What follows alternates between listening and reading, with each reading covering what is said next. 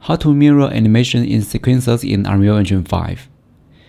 In this project, we have the two in technical character, and I playing sequencer. You can see here we have the mirror animations. Yeah, so let's start it. And here this character is packing animals animation, and I want this character's packing animals use this character's left hand. So I will select here, and I will find playback and create the mirror data table.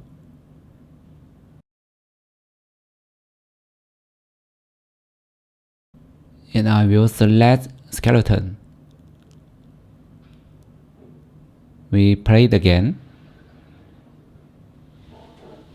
Yeah, you can see we have the mirrors animations now, but this characters is worse, have something wrong, so I will fix it. And I will find this mirror data, and I will scroll it down, and I will find the leg and foot and tones, and I will reset it to default value because I don't want them to mirror data.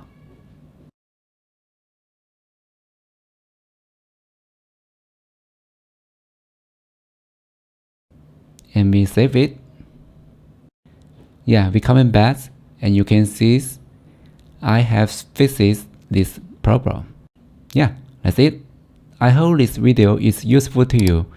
If you like my content, please subscribe and hit the like button. Thank you. See you next time.